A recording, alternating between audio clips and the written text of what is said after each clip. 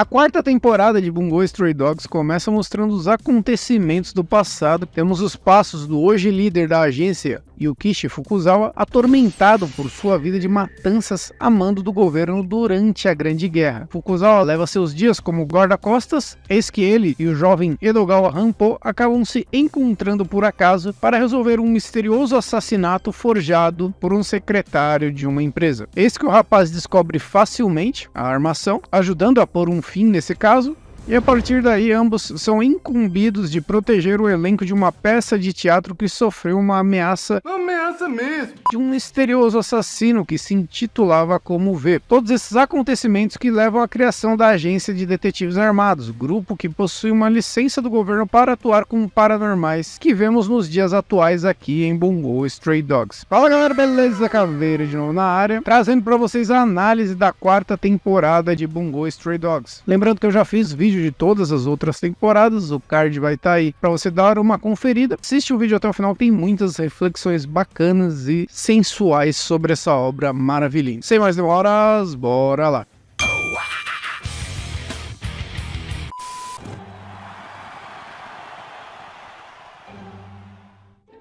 E aí, bicha? Quem é você? Falar assim comigo. E aí, bicha querida? Quem sou E aí, eu? bicha, da onde? Eu conheço você por acaso? Você sabe quem sou eu? Como assim? Natasha Caldeirão. E você sabe quem sou eu? Quem é você? Um viadinho, um pão com ovo. Policial. Quem tá fazendo o que aqui? Policial disfarçado, bonita. Mentira. Encosta na parede. Encosta e abre as pernas, bonita. Arregaça as pernas, querida, que eu vou te revistar.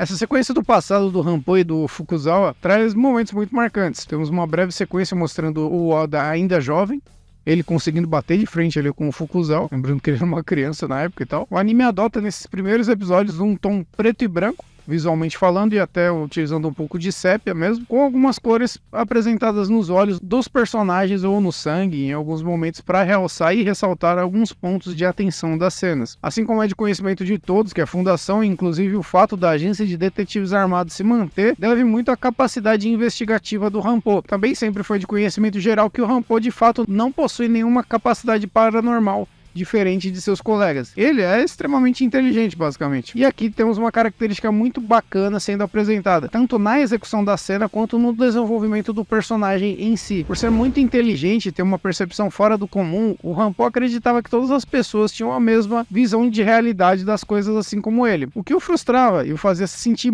com muito medo, porque ele meio que se sentia sozinho, já que ninguém chegava nas mesmas conclusões que ele e nem na velocidade que ele conseguia fazer. Hanpo era tão inteligente, mas muito ingênuo, porque julgava que as outras pessoas também percebiam o que ele percebia e se frustrava quando elas se chocavam com suas conclusões, né, pensando que eles estavam escondendo a verdade dele, quando na real não estavam nem conseguindo acompanhar o raciocínio do moleque. A percepção e a régua que ele tem para medir as outras pessoas se baseavam em si mesmo, basicamente. Todo esse conceito em volta do personagem é bastante interessante. Se julgarmos ele como um fenômeno, muitas vezes pessoas diferentes são tratadas como esquisitos ou párias da sociedade e tal, incompreendidos por enxergar as coisas de um jeito pouco convencional. E é o que ocorre aqui com o Hanpo. Em paralelo a isso temos o Fukuzawa, baseado no grande escritor, filósofo e ativista japonês de mesmo nome, Yukishi Fukuzawa, figura importante na história moderna do Japão, sendo alguém que basicamente, a grosso modo, pregava a importância da força individual de cada um para tornar um coletivo sólido que visa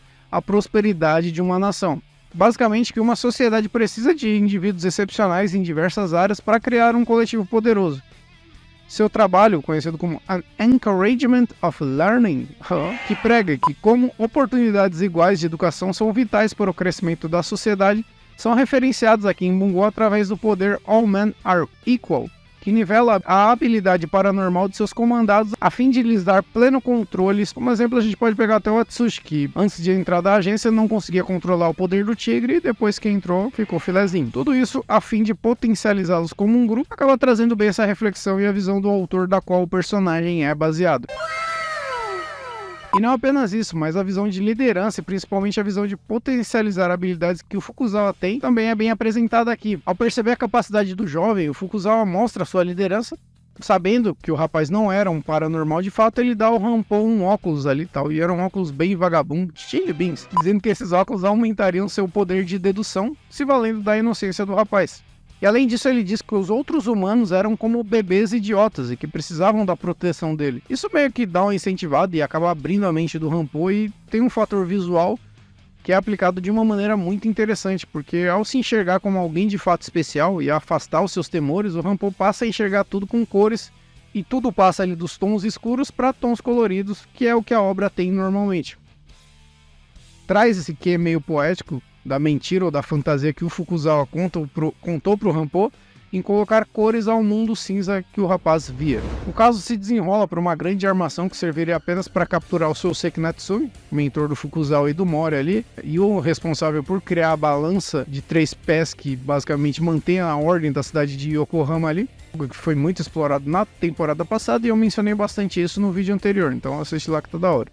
Após as resoluções do caso, é revelado que V, na verdade, é 5 em algoritmos romanos, fazendo referência ao número de integrantes do grupo Decadência dos Anjos, da qual o Fyodor faz parte. O último incidente, esse tal V, quem será que é essa pessoa?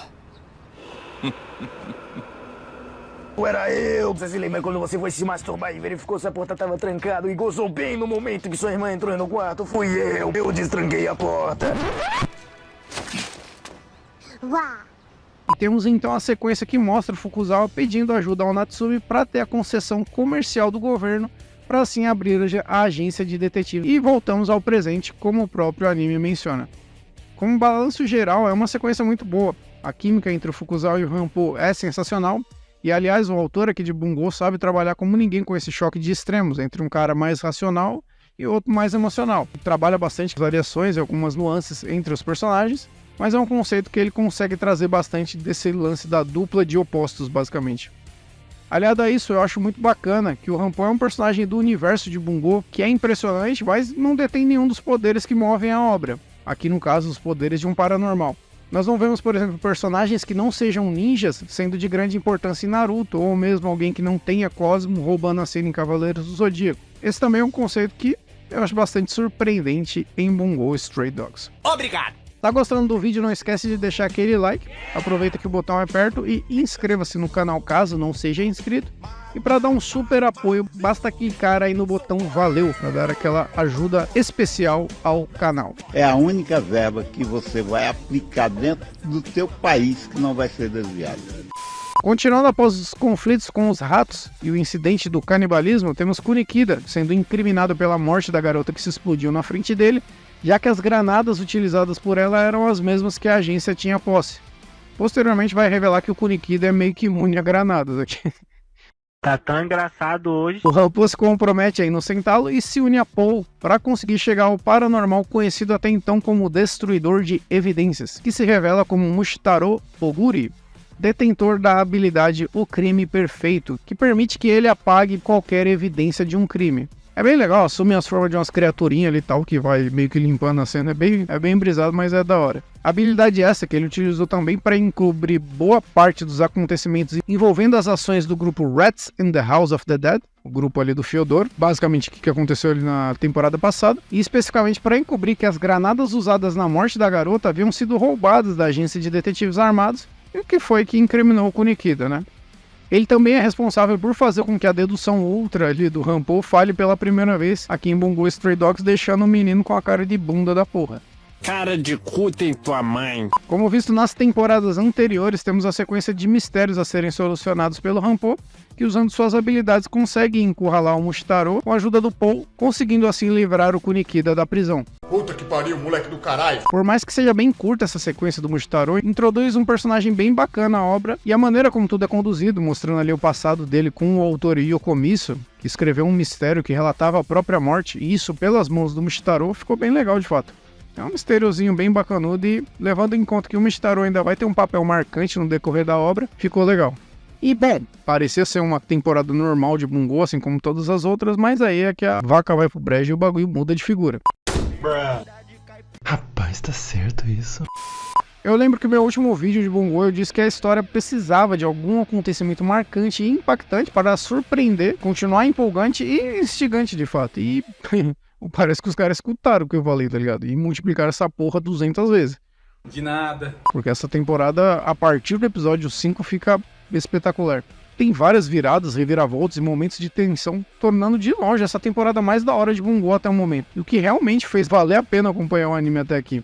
O grande primeiro momento de impacto dessa temporada acontece com a introdução de Nikolai Gogol, o bobo da corte do grupo Decadência dos Anjos. Após ele capturar e dar um sumiço ao Mushitaro, ele encabeça o plano e coloca a agência de detetives armados em seu maior momento de perigo. Aqui temos um engrandecimento absurdo na complexidade da trama, porque é revelado que a agência é alvo inclusive do governo, que em vista dos últimos acontecimentos tem como objetivo eliminar a agência porque não é interessante que alguém além deles detenha o poder em relação aos paranormais.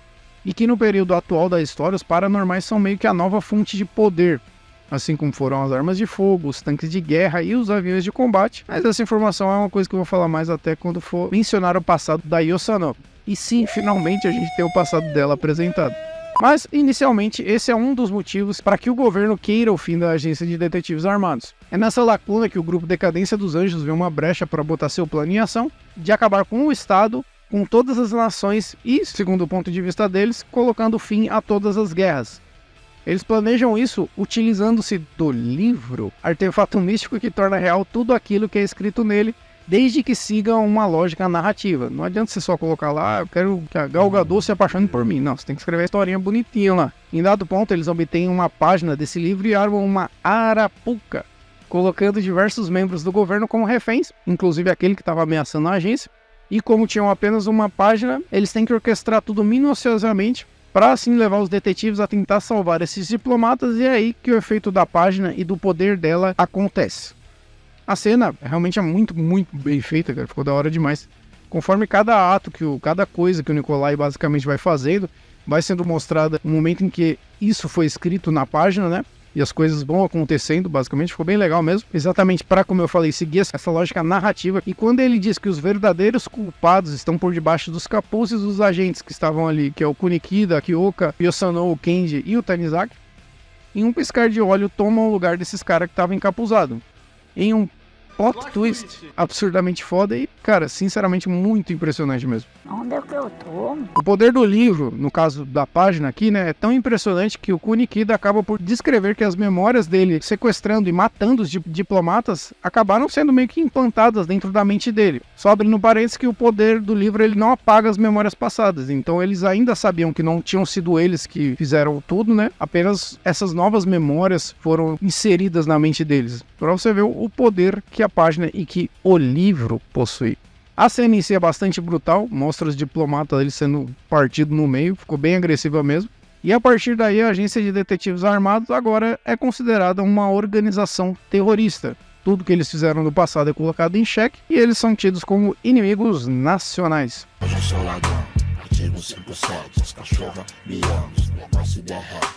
A gente tem então toda a sequência da fuga do grupo. Nesse meio tempo, o Rampo também fica desaparecido.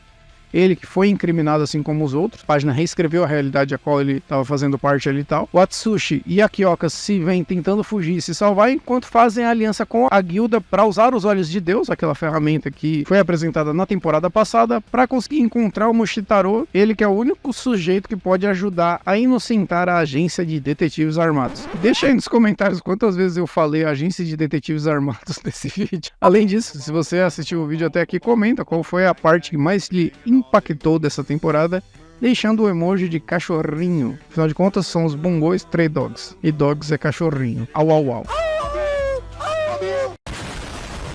São inseridos na série o grupo Cães de Caça, a força militar mais poderosa e proeminente do governo, composta por 5 paranormais que tiveram seus corpos e mentes modificados à exaustão até chegarem a uma perfeição de combate quase que plena. Fator esse totalmente apresentado, principalmente ali quando o Jono, um dos membros dos Cães de Caças, para com facilidade o soco do Kenji, inegavelmente o paranormal mais forte fisicamente apresentado até aqui em Bungo. Mesmo que bem brevemente, mas enfim, se tratando de Bungo a gente pode esperar grandes aprofundamentos em relação ao futuro desses personagens.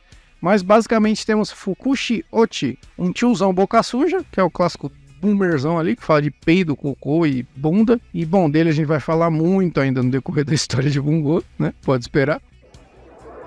O que será que ele quis dizer, hein?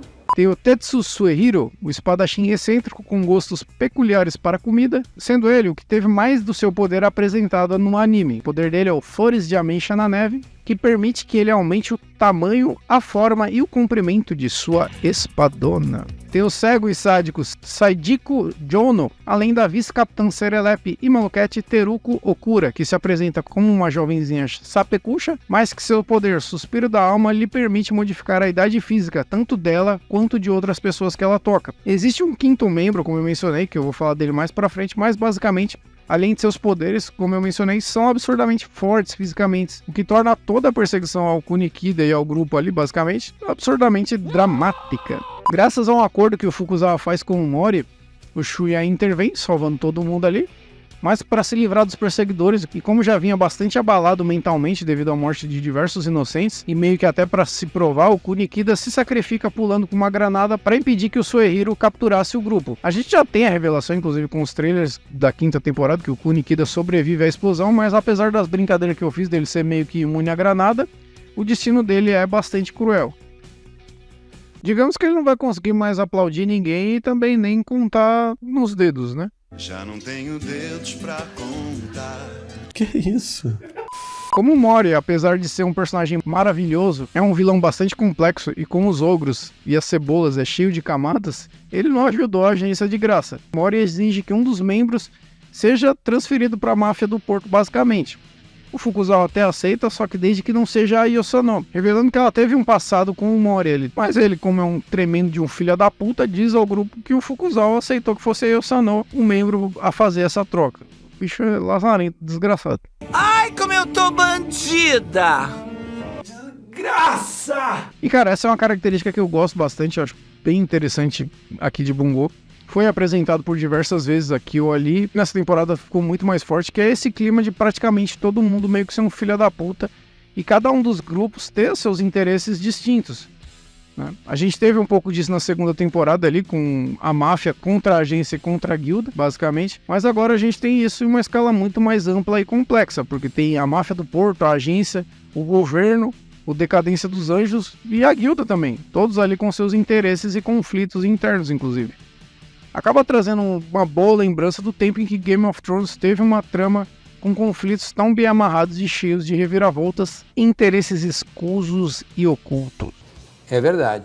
É isso que a gente tem o passado da Yosano sendo apresentado, e as 3 pessoas que assistiram o meu vídeo anterior de Bungo vão lembrar que eu mencionei que eu sentia falta de um aprofundamento de mais personagens, e uma delas era a Yosano. E cara, eu realmente fiquei muito feliz e satisfeito com o passado dela que foi apresentado aqui, porque é um momento que engrandece ainda mais o universo da obra. É revelado, e até já havia sido mencionado anteriormente, que existia uma grande guerra no universo de Bungo. Quando eles mencionavam isso, eu acreditava até que seria uma representação da primeira ou da segunda guerra que existiu no mundo real aqui para Bungo, mas em teoria foi uma terceira guerra mundial, que acontece aqui no universo da obra. Ela é mencionada brevemente no filme Dead Apple, mas também em outras novels e até em peças de teatro. O Bungo ele tem essa característica de ter várias histórias paralelas meio que distribuídas entre outras mídias, tal. Basicamente essa grande guerra marca o confronto dos Transcendentes, que é o grupo ali da qual o Paul Verlaine, que tem uma forte ligação ali com o Arthur Rimbaud e com o passado do Shuya, bastante explorados na temporada passada, e a Ordem da Torre do Relógio, liderada pela Agatha Christie, que apareceu no filme do Dead Apple, e além deles, obviamente, tem muita coisa em aberto, sem muitos detalhes ou explicações até o momento, isso se a gente considerar até o mangá, né? Mas basicamente foi um grande conflito que envolveu a participação massiva de paranormais como armas de combate. Personagens como o Guide, que lutou contra o Oda ali no passado, o Harabaki, da qual a história do Shuya tem uma forte ligação, além de outros personagens e fatos, tem uma conexão ou alguma participação ativa nesse conflito, que basicamente é o que moldou o mundo de Bungo como ele é hoje. Explica por que o público basicamente só vê os paranormais aparecerem apenas quando fazem parte do governo ou de alguma organização criminosa. Aqui no universo da obra é a guerra responsável pela onda de órfãos em todo o mundo, tanto que o próprio nome Stray Dogs no título se refere basicamente a isso, né? Que Stray Dogs é meio que cães abandonados ou vira-latas, basicamente. E é o conflito mais fascinante e acaba sendo uma das grandes bases mais fortes aqui para a história de Bungo Stray Dogs. O ponto específico do passado da Yosano que compreende esse confronto ocorre em uma ilha, a unidade acreditada como Regimento Imortal, esquadrão usado como manobra para convencer o governo a usar paranormais na linha de frente. A Yosano, que era uma jovem idealista, é levada ao local do combate devido ao seu poder de cura e vai incessantemente curando os combatentes para que eles voltem ao fronte de batalha. Como ela mesmo diz a um certo ponto, ela pode curar o corpo, mas não pode curar a mente. Os soldados que vivenciam a própria morte de novo e de novo chegam a um ponto psicológico tão destroçado que ficam em muitos casos vegetando ali e tal. A própria Yosano menciona que um dos soldados que teve metade do corpo explodido e que ela conseguiu curar o cara, já não era mais capaz nem de falar e nem de raciocinar direito. O fator esse que faz com que ela não queira mais curar ninguém. E tem os seus ideais ali de combate, glória, guerra e honra, basicamente, sendo destruídos na frente dos próprios olhos. Tamanha crueldade que é simplesmente não deixar que as pessoas morram, é algo que é até interessante porque ela mesma diz que perder é meio que um direito humano, tá ligado?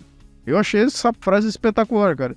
E abre um precedente e até uma conexão para o que eu falei ali no vídeo do Kingdom, tal, quando eu tô falando da morte do Wang Yi, que aquela cena é uma cena que exalta a beleza da morte, do fim, das coisas acabarem, ser algo muito bonito e de fato necessário, né? Todo ciclo tem que ser fechado, e privar alguém disso só vai trazer dor, sofrimento e, como é mostrado aqui, uma perda total e irreversível da mente, que é basicamente incapaz de suportar a eternidade. Outro ponto marcante dessa sequência vem mostrar a diferença de uma ideologia romantizada e da crueldade da realidade prática e sem filtro. A Yosano é mostrada inicialmente como alguém cheia de vida e ideais ao se juntar ao batalhão, afinal o poder dela ia dar uma vantagem, ia levar eles à vitória e tal, mas como eu mencionei, essa empreitada não passava de uma manobra para convencer os líderes do governo a usarem os paranormais como armas.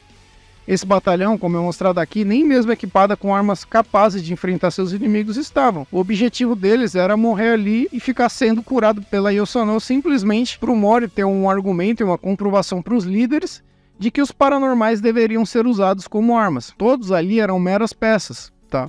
Eu vejo hoje em dia muitos jovens defendendo ideologia X ou Y, dizendo que o comunismo é maravilhoso, ai, Karl Marx me faz um neném, ou até mesmo a galera do liberalismo, os fãs do capitalismo, e enfim, seja a ideologia ciclana ou beltrana, mas basicamente o jovem tende a ser e a ter essa paixão idealizada de que ele tem um caminho e a força pra fazer e acontecer e pra mudar as coisas, mas na real não tem, tá ligado? Todo mundo é uma mera peça, e uma peça de uma engrenagem muito maior. E basicamente quem escolhe continuar sendo uma peça é você ou não, né? Cada um faz o que quiser da própria vida. Mas basicamente é o que a gente vê aqui com a Yosano. Ela tem a constatação de que era apenas mais uma peça nesse tabuleiro, que as vidas daqueles soldados e até dela mesma não significavam nada, basicamente.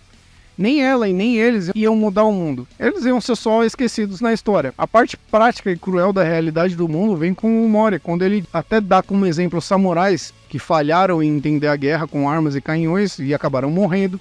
Ou na guerra seguinte, que a nação vencedora reconheceu os tanques como bestas que poderiam devastar o território inimigo, não como simples torres, e até nas batalhas navais, onde a nação que falhou em perceber que os aviões seriam os donos do mar foi a que caiu. Ele está fazendo referências basicamente a diversos conflitos reais, tal como Pearl Harbor, entre tantos outros, né? A Primeira, a Segunda Guerra, tal. Inclusive a cena em que ele está demonstrando isso pra ela é bem cruel, porque ele dá um tiro no soldado que mais se afeiçoou ali pela Yosano, mostrando que o Mori é um filho da puta, né?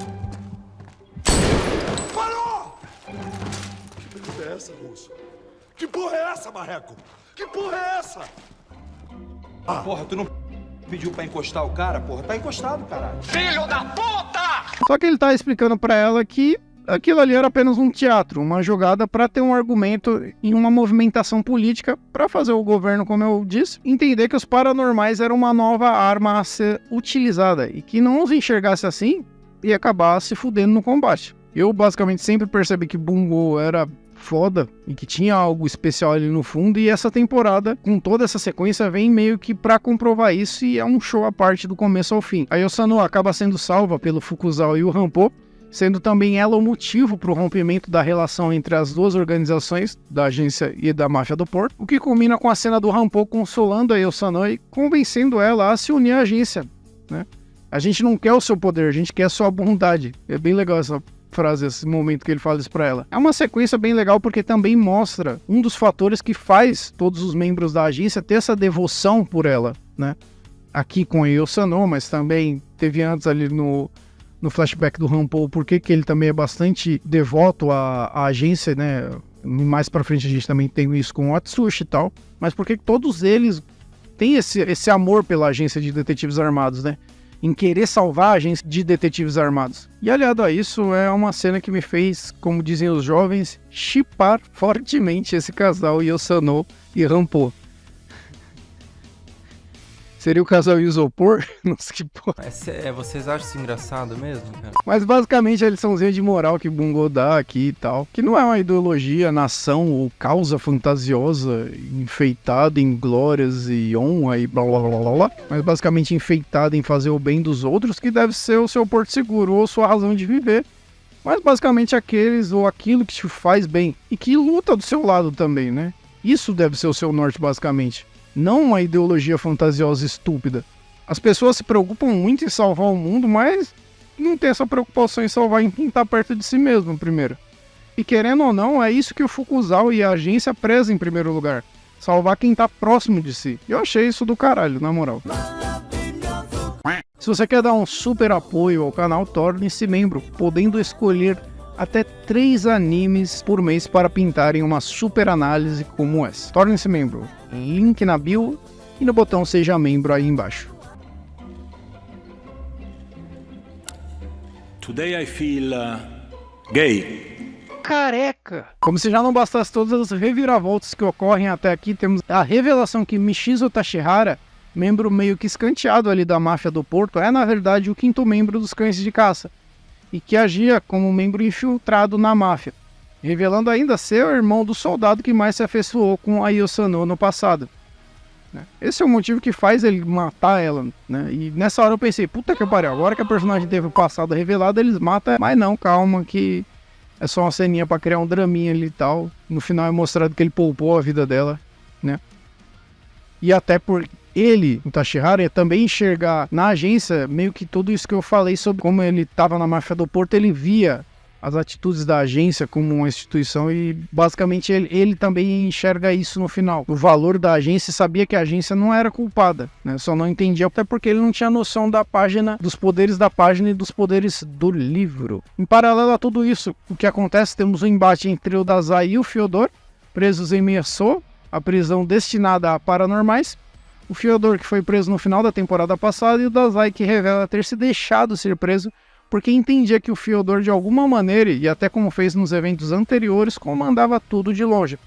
Temos assim esse jogo de gato e rato, que aqui se intensifica mais no final, sendo revelado até que o Ango Sakaguchi ajudava o Dazai ali meio que por debaixo dos panos e tal. Como conclusão, o Atsushi, que como sempre lembra que é o protagonista dessa bagaça no final da temporada, e a Kyoka invadem o Cassino Celeste em busca de Sigma, membro da Decadência dos Anjos, que teria a localização da página e que nesse ponto é o único fator que pode agora trazer a inocência para a agência de detetives armados.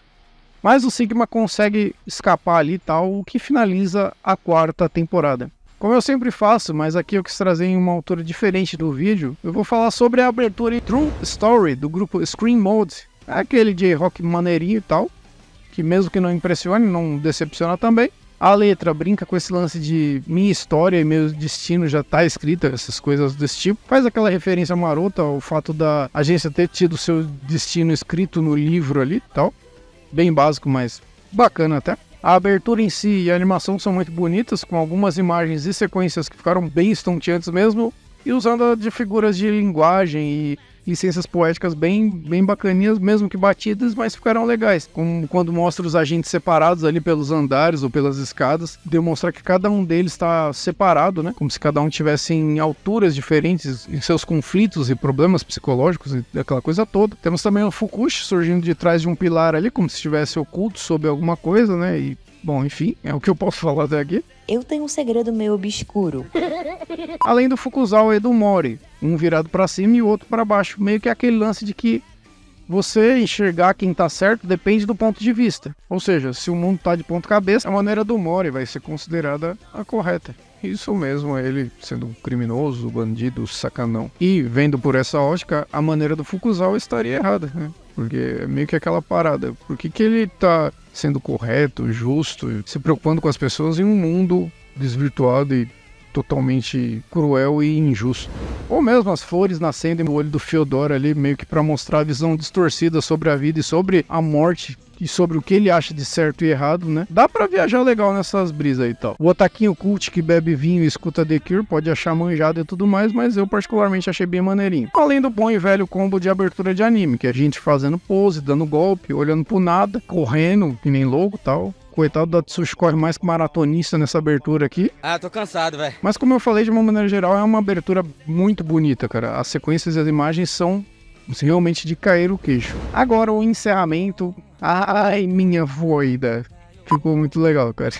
Shirushi, cantada pela espetacular banda Lucky Life, que fez todos os outros encerramentos aqui de Bungo Stray Dogs. Pra música nessa pegada mais balada romântica, os caras matam a pau, sinceramente. A letra em si é uma grande exaltação, e principalmente depois dessa temporada, de como a agência e como todos os membros representam muito da mudança de vida que o Atsushi teve após entrar para esse grupo.